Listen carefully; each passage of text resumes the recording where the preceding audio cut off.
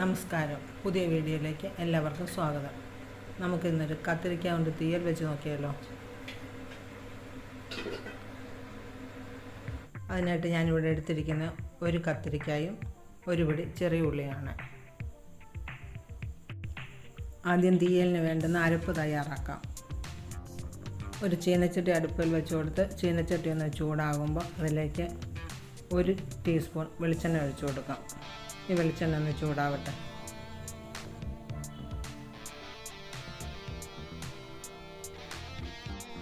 ചൂടായ വെളിച്ചെണ്ണയിലേക്ക് ഒരു നുള്ളു ഉലുവ ചേർത്ത് കൊടുക്കാം. ഇതൊന്ന് ചൂടായി വരട്ടെ.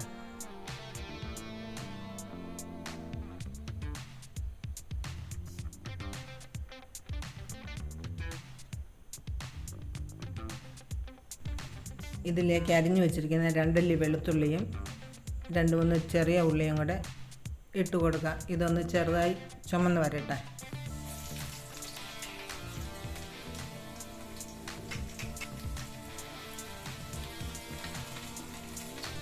ഇതിലേക്ക് തേങ്ങ ഇട്ട് കൊടുക്കാം. ഇതിലേക്ക് 1.5 കപ്പ് തേങ്ങയാണ് ഇട്ട് കൊടുത്തിരിക്കുന്നത്. ഇത് നല്ലോണം ഇളക്കി ഒന്ന് നല്ലതുപോലെ മൂപ്പിച്ചെടുക്കണം.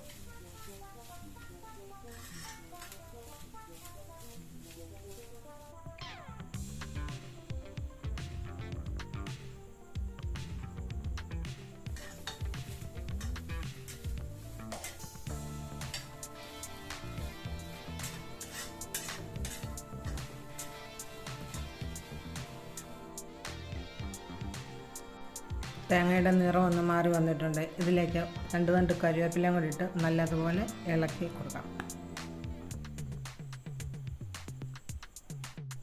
ഈ തേങ്ങയും കറിവേപ്പിലയും കൂടെ നല്ലതുപോലെ ഒന്ന് മൂത്ത് നല്ലൊരു ബ്രൗൺ നിറമായി വരട്ടെ.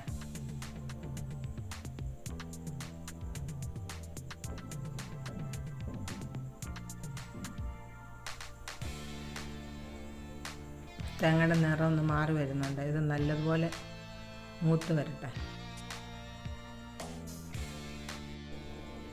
തേങ്ങ നല്ല ബ്രൗൺ നിറമായി വന്നിട്ടുണ്ട്. ഇതിലേക്ക് നമുക്ക് മഞ്ഞൾപ്പൊടി ചേർത്ത് കൊടുക്കാം. നല്ലതുപോലെ തന്നെ ഇളക്കി യോജിപ്പിച്ച് കൊടുക്കാം. 1 ടേബിൾ സ്പൂൺ മുളക് പൊടിയും കൂടെ ചേർത്ത് നല്ലതുപോലെ ഇളക്കി യോജിപ്പിച്ചിട്ട് നമുക്കിതൊരു പാത്രത്തിലേക്ക് മാറ്റാം. സ്റ്റൗവിലേക്ക് ഒരു പാൻ വെച്ച് കൊടുക്കാം. പാനൊന്ന് ചൂടായി വരട്ടെ. ചൂടായ പാനിലേക്ക് 1 ടേബിൾ സ്പൂൺ വെളിച്ചെണ്ണ ഇട്ട് കൊടുക്കാം. വെളിച്ചെണ്ണ ഒന്ന് ചൂടായി വരട്ടെ. ഇതിലേക്ക് 2 വറ്റൽമുളകും 2 തണ്ട് കറിവേപ്പിലയും കൂടി ഇട്ട് കൊടുക്കാം. ഞാൻ തീയലിന് വറവിടുന്നതിൻ്റെ കൂടെ കടുക് ഉപയോഗിക്കാറില്ല, അതുകൊണ്ടാണ് കടുക് ഇടാത്തത്. ഈ മുളകും കറിവേപ്പിലയും കൂടെ ഒന്ന് മൂത്ത് വരട്ടെ. ഇതിലേക്ക് അരിഞ്ഞു വെച്ചിരിക്കുന്ന ഉള്ളി ചേർത്ത് കൊടുക്കാം. ഇത് നല്ലതുപോലെ ഒന്ന് ഇളക്കി കൊടുക്കാം.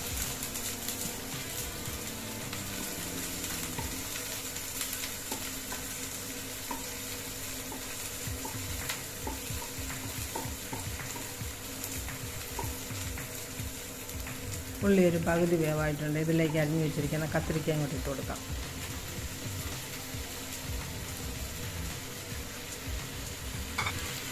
ഇത് നല്ലതുപോലെ ഇളക്കി മിക്സ് ചെയ്യാം.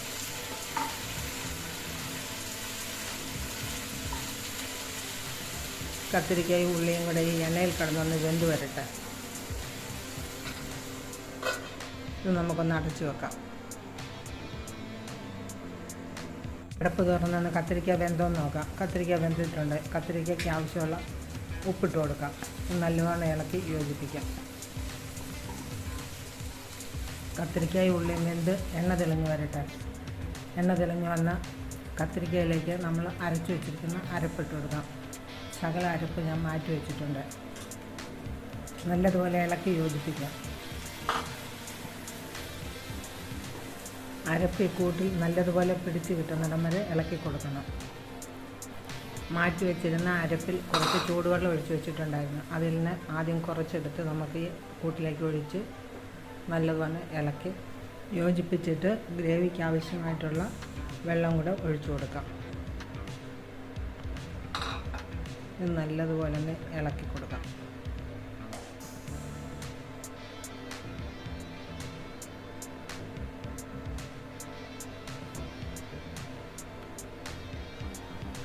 5 മിനിറ്റ് ഒന്ന് അടച്ചു വെക്കാം. അടപ്പൊന്ന് തുറന്ന് നോക്കാം. ഗ്രേവിയൊക്കെ നല്ലോണം കുറുകി എണ്ണ തെളിഞ്ഞ് വന്നിട്ടുണ്ട്. ഒരു 2 മിനിറ്റും കൂടെ അടച്ചു വെക്കാം. നമുക്കിത് തുറന്ന് നോക്കാം. ഇതിലേക്ക് പുളിക്ക് ആവശ്യമുള്ള തൈര് ചേർത്ത് കൊടുത്ത് നല്ലതുപോലെ ഇളക്കി യോജിപ്പിക്കാം.